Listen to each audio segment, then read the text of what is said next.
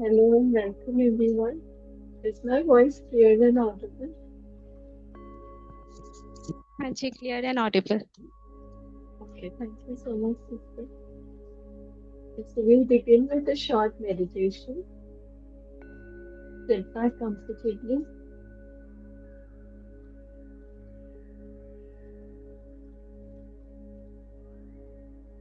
As I sit quietly, I notice my thoughts and feelings come and go.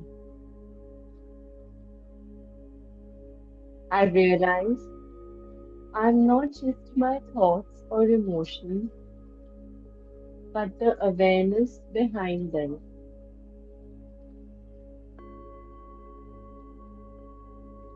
This awareness is calm, peaceful, and free.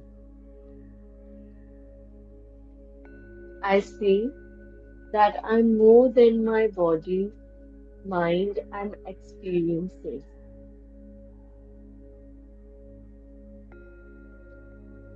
I'm the one observing it all.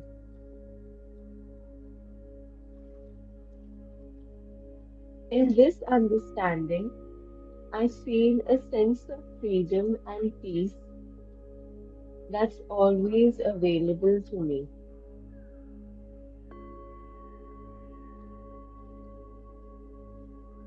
It's like a steady inner light that shines regardless of life's ups and downs.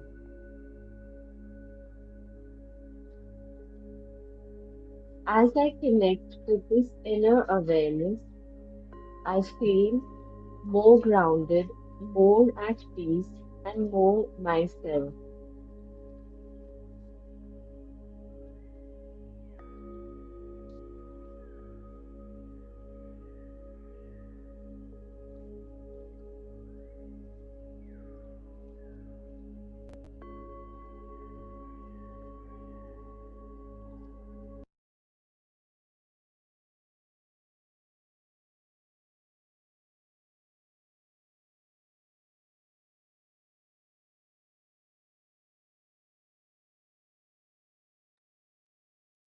Okay, thank you so much.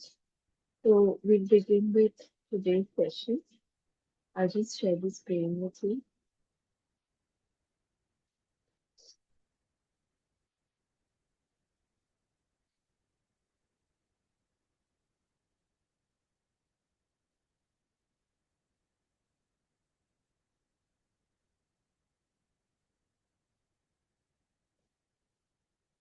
Okay, so today we're going to start from give up the relationship with yourself.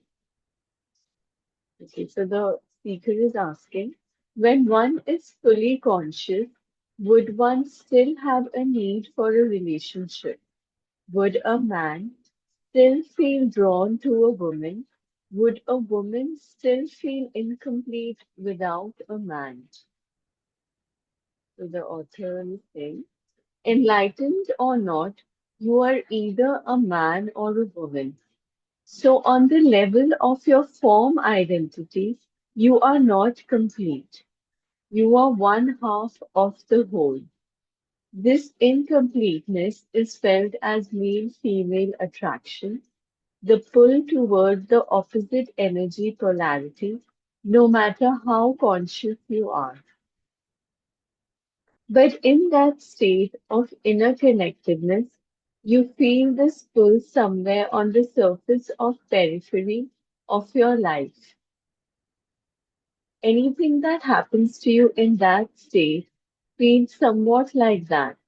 The whole world seems like waves or ripples on the surface of a vast and deep ocean. You are the ocean, and of course, you are also a ripple, but a ripple that has realized its true identity as the ocean, and compared to that vastness and depth, the world of waves and ripples is not all that important. तो author ये कह रहे हैं कि at this stage because we are either a man or a woman, so form identity पे we are not complete. मतलब we are one half is the whole. तो इससे ये जो ये जो कंप्लीटनेस तभी हमें फील नहीं होती. तो इस because of that not feeling complete वो अट्रैक्शन फील होती है मेल और फीमेल से बिकॉज ऑब्वियसली हम we are half of the whole we are not actually complete on a physical level as a whole. So that's why we have this male female attraction. But जब हम internally connected अपने inner self के साथ connected होते हैं तो ये all these things are just like ripples we are the ocean. तो जो भी बाहर हो रहा है जो भी अट्रैक्शन फील हो रही है इमोशंस आ रहे हैं जो भी चल रहा है that is all just like ripples या वेव्स जैसे आते हैं ना ओशन में. That is what the author is explaining. This does not mean that you don't relate deeply to other people or to your partner. In fact, you can relate deeply only if you are conscious of being. Coming from being, you are able to focus beyond the veil of form. तो जब हम internally connected होते हैं अपने supreme से अपने inner self से तो उससे क्या होता है हम ज्यादा ज्यादा कनेक्ट कर पाते हैं विद आवर पार्टनर बिकॉज वो हमारा वो फिजिकल लेवल पे नहीं आ रहा है it is coming from the inner identity the soul connection from being to being connection. So it is not going into the form identity. In being, male and female are one. So the soul is one, in the being. तो physical form में अगर हम देखें तो male and female need each other to be complete but soul consciously अगर हम देखें तो it is one they are complete. Your form may continue to have certain needs but being has none. It is already complete and whole. If those needs are met, that is beautiful. But whether or not they are met makes no difference to your deep inner state. So it is perfectly possible for an enlightened person, if the need for the male or female polarity is not met, to feel a sense of lack or incompleteness on the outer level of his or her being, yet at the same time be totally complete, fulfilled, and at peace within. तो अगर कोई if we are enlightened if we are connected with our inner self तो outwardly on a physical level हमें लगेगा कि हम complete नहीं है we need a partner of the we need a partner to make us feel complete तो वो एक outer level की बात है but internally our inner self is always complete. तो हो सकता है outwardly हम complete ना हो but at the same time internally तो हम कंप्लीट और फुलफिल्ड है ही. इसके लिए हमें किसी की जरूरत नहीं है. In the quest of enlightenment, is being gay a help or a hindrance, or does it not make any difference? As you approach adulthood, uncertainty about your sexuality, followed by the realization that you are different from others, may force you to disidentify from socially conditioned patterns of thought and behavior. This will automatically raise your level of consciousness above that of the unconscious majority, whose members unquestionably take on board all inherited patterns. In that respect, being gay can be a help. Being an outsider to some extent, someone who does not fit in with others or is rejected by them for whatever reason, makes life difficult, but it also places you at an advantage as far as enlightenment is concerned. It takes you out of unconsciousness almost by force. जब when someone who is different तो वो उनको फिर वो level of consciousness raise होती है automatically because वो जो बाकी के जो सोशल नॉर्म्स हैं उनके साथ वो नहीं डिसआइडेंटिफाई करते हैं बिकॉज वो ऑब्वियसली उनमें वो डिफरेंस है। तो इससे क्या होता है it makes them more the probability that they will raise the level of consciousness या वो अपने इनर सेल्फ से कनेक्ट करेंगे उसकी प्रोबेबिलिटी ज्यादा है। On the other hand, if you then develop a sense of identity based on your gayness, you have escaped one trap only to fall into another. You will play roles and games dictated by a mental image you have of yourself as gay. You will become unconscious. You will become unreal. Underneath your ego mask, you will become very unhappy. If this happens to you, being gay will have become a hindrance. But you will also, but you will always get another chance, of course. Acute unhappiness can be a great awakener. ये line भी बहुत important है और ये notice भी किया है कि जब बहुत ज्यादा सफरिंग होती है या अनहैप्पीनेस होती है तो उससे भी that also helps awaken a person, that also helps realize the true self, the inner self, that is beyond all this worldly forms, name forms, जैसे author ने बताया about being gay as well. So if you get trapped in that mental image of yourself, तो आप दोबारा unconscious हो जाएंगे। तो it's important कि आप ये realize करें और अपने conscious self से connected रहें। Is it not true that you need to have a good relationship with yourself and love yourself before you can have a fulfilling relationship with another person?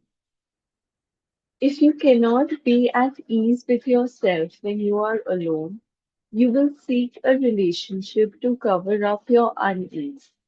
You can be sure that the unease will then reappear in some other form within the relationship, and you will probably hold your partner responsible for it.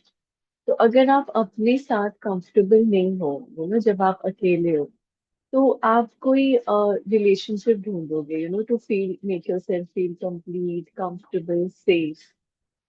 तो उससे क्या होगा जब आप खुद के साथ ही comfortable नहीं हो, खुद के साथ ही you not loveful to your self, तो इट इज इनएविटेबल कि आप जिस रिलेशनशिप में भी जाओगे उसके साथ भी you will not be at ease with them also because जब तक हम अपने आप के साथ that is why self love is very important क्योंकि it all starts with us. जब तक हम अपने आप के साथ प्यार से नहीं रहेंगे तब तक हम अपने आप को प्यार नहीं करेंगे, हम किसी और को रेडिएट को नहीं कर पाएंगे।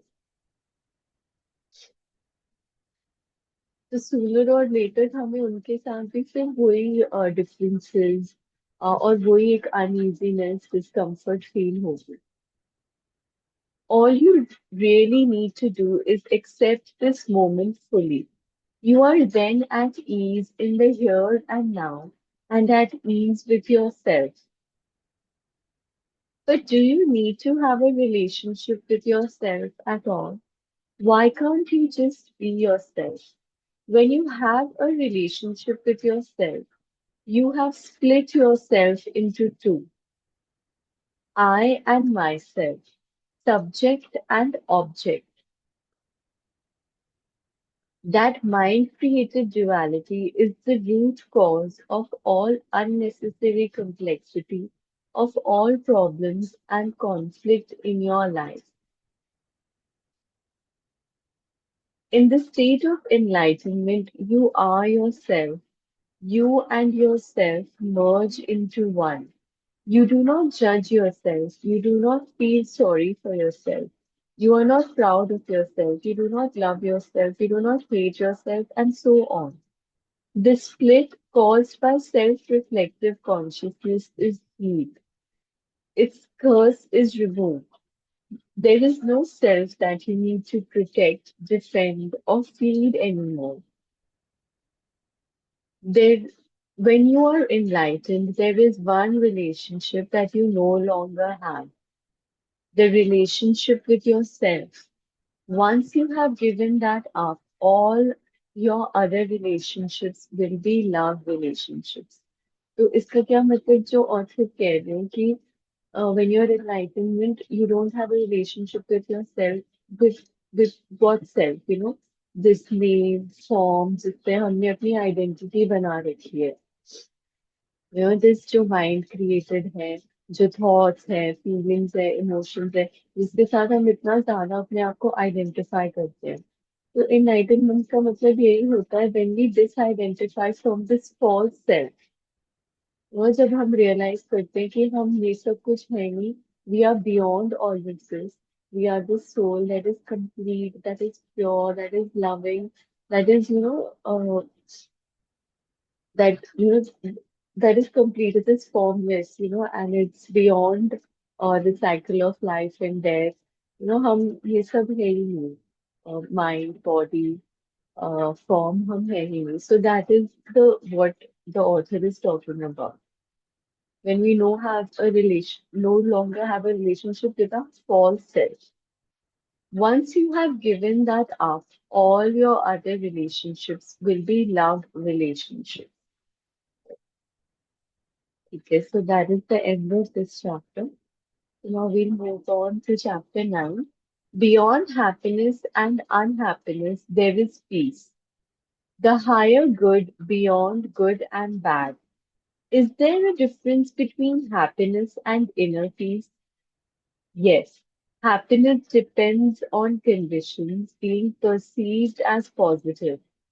Inner peace does not. तो इसका क्या मतलब है, ऑथर कह रहे हैं कि जो हमारे लाइफ सिचुएशंस हैं, जब वो हमारे हिसाब से चल रहे हैं, तो that is when we feel happy. तो हैप्पीनेस क्या है, वो डिपेंडेंट है on the life situation.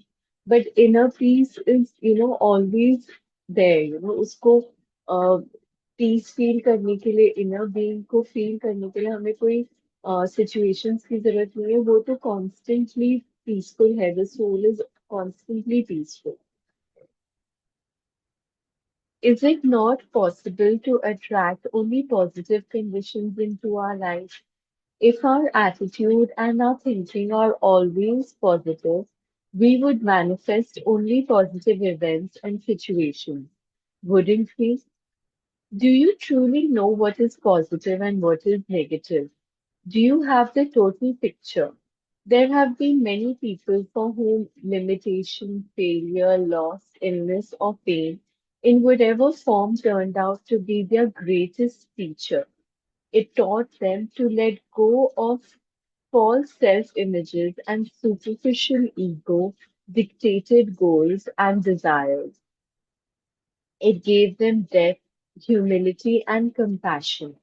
It made them more real. तो ये भी इम्पोर्टेंट है कि हम पॉजिटिव और नेगेटिव को कैसे डिफाइन करते हैं, जैसे ऑथर ने कहा.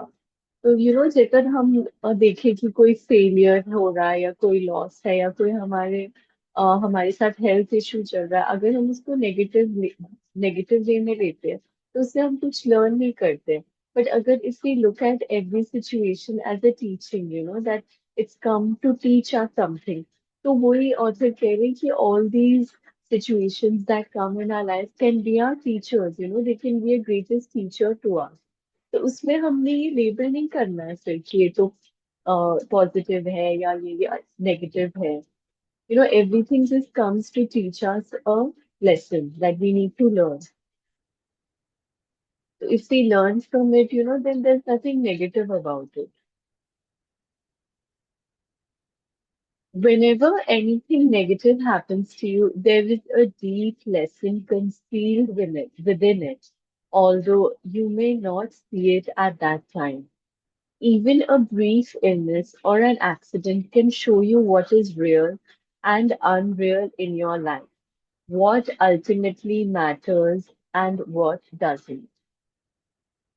So ये underline करना चाहिए कि whenever anything negative happens, there is a deep lesson to learn. तो ये इस बात को कहीं हम अच्छे से समझ ले कि जो भी हो रहा है, हमारे लाइफ में whatever situation it is, it is all for the good. It is all come to teach us something, to make us more evolved, spiritually evolved, ताकि जो भी चीजें जिसमें हम लैक कर रहे हैं उसमें हम इम्प्रूव करें, अपने इनर सेल्फ के साथ कनेक्टेड रहे। तो अगर हम इस वे में देखेंगे तो then there is nothing negative.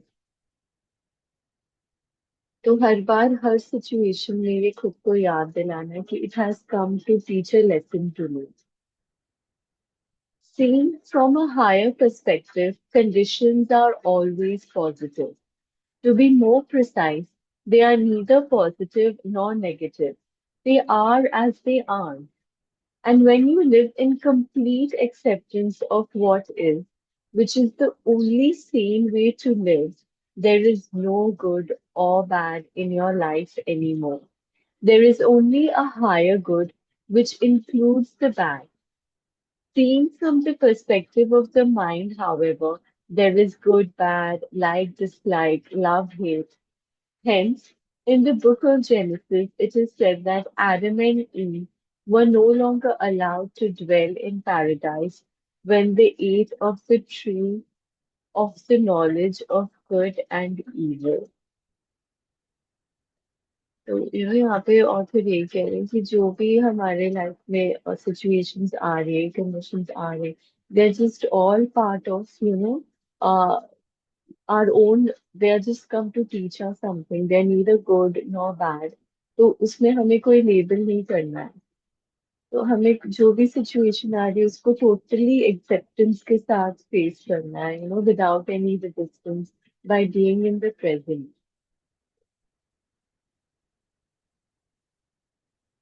This sounds to me like denial and self-deception.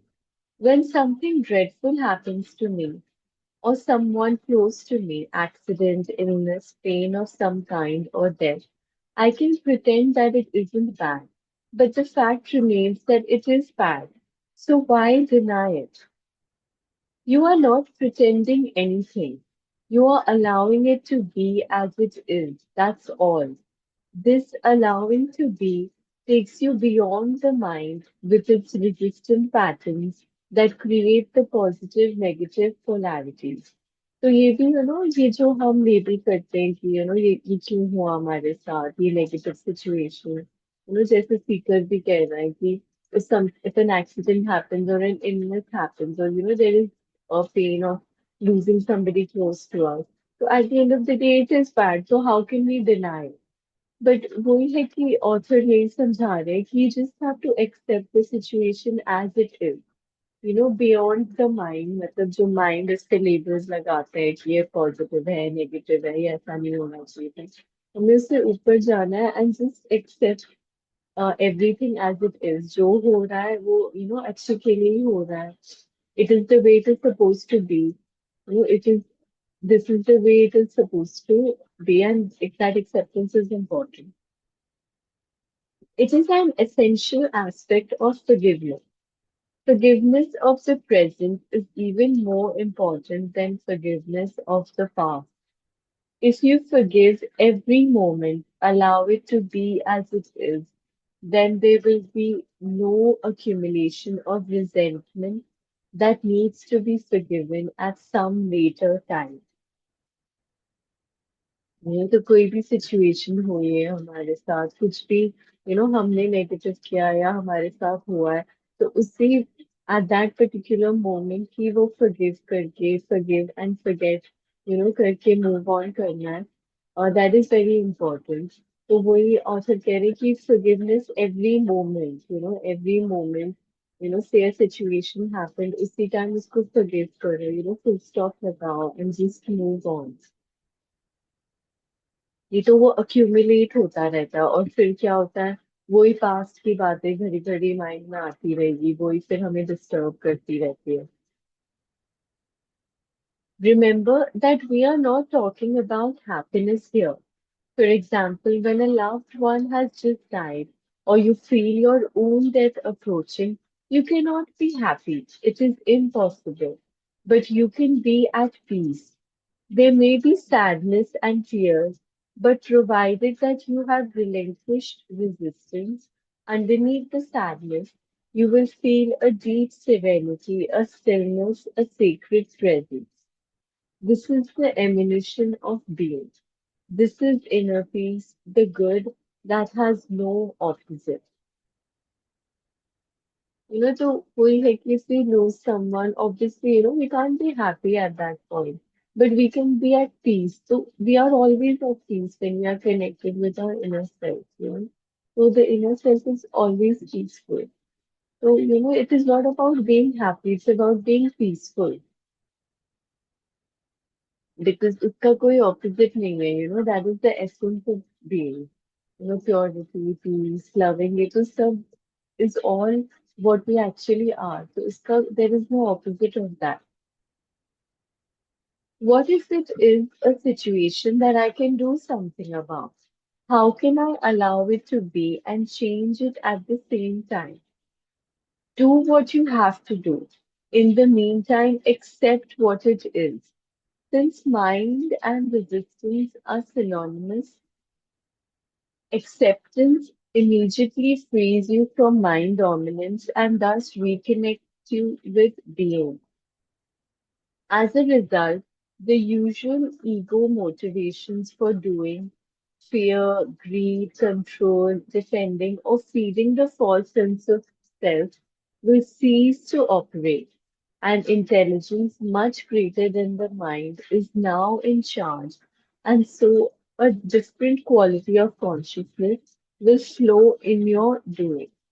मतलब अगर कुछ सिचुएशन है जिसपे आप कुछ कर सकते हो जिसमें आपने एक्ट करना है तो वो आपको करना ही है बट उसमें भी क्या हमें लाना है acceptance for what the situation is जब हम एक्सेप्टेंस लाएंगे तो वो माइंड माइंड से हम फिर डिसआइडेंटिफाई करेंगे क्योंकि माइंड क्या करता है mind is always in resistance to the situation doesn't want to accept तो जब हम माइंड से डिटैच होके फुली एक्सेप्ट करके अपने इनर सेल्फ के साथ कनेक्टेड होके जो भी सिचुएशन है उसके साथ डील करेंगे तो the intelligence is much higher than the mind तो everything will just naturally start coming into flow जो भी सिचुएशन है it will naturally start sorting itself out because there won't be any mind involvement in it.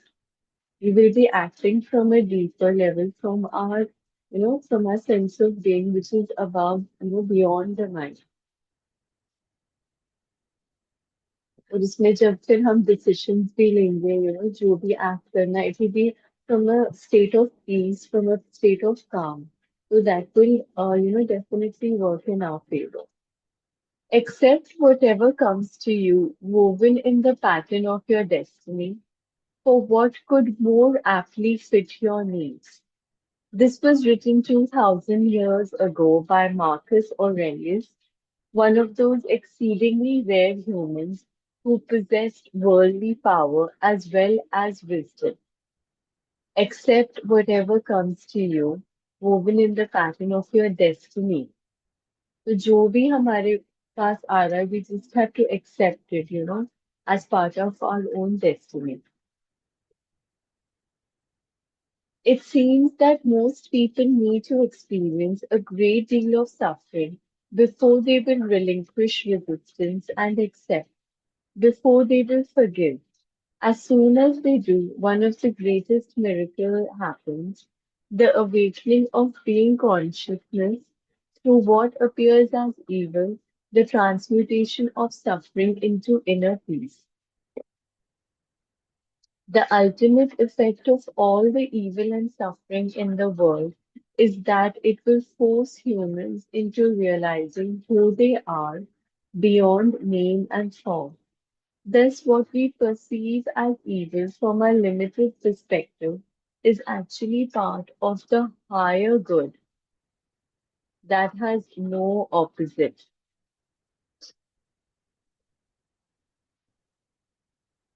This, however, does not become true for you except through forgiveness.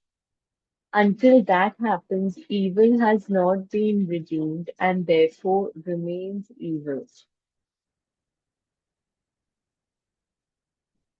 तो यहाँ पे author कह रहे हैं कि कई लोगों को बहुत सफरिंग से गो थ्रू करना पड़ता है बिफोर वो अपने लाइफ में एक्सेप्टेंस लाते हैं, बिफोर वो फॉरगिव करते हैं। तो but as soon as we start forgiving, what happens is the awakening of our being, the awakening of our soul, जिसमें वो जो भी सफरिंग है, it all ends and we start feeling that inner peace, and that comes when we start forgiving. तो यहाँ पे तो तब तब ऑथर कह रहे हैं कि द उसका जो अल्टीमेट जो इफेक्ट होएगा, that will start happening in the world, when everybody starts working on their self, or even a small number of people that start working on their self and start realizing who they are, beyond this name and form. So it will, bring about a collective, uh, a collective change in consciousness throughout the world. तो जो भी हम सोचते हैं कि ये क्यों हो रहा है हमारे साथ, कि ये सिचुएशन ऐसी क्यों है, नेगेटिव क्यों है, जो भी whatever we perceive as evil from our own mind limited perspective, जो mind identified perspective से हम सोचते हैं कि ये क्यों हो रहा है हमारे साथ, and all it is actually part of the higher good. But ये तभी होगा जब हम ट्रूली फॉरगिव करेंगे, अपने इंटरनली, जब हम अंडरस्टैंड करेंगे, अवेयरनेस में आएंगे, माइंड आइडेंटिफाइड नहीं होंगे, when we be soul conscious, we'll understand the meaning of true forgiveness, that's when the change will start happening. उससे पहले क्या होगा, वो इविल कहीं गया नहीं है, अगर वही थॉट्स, वही रिजेंटमेंट हमारे अंदर चलेगी, तो the evil is still there around.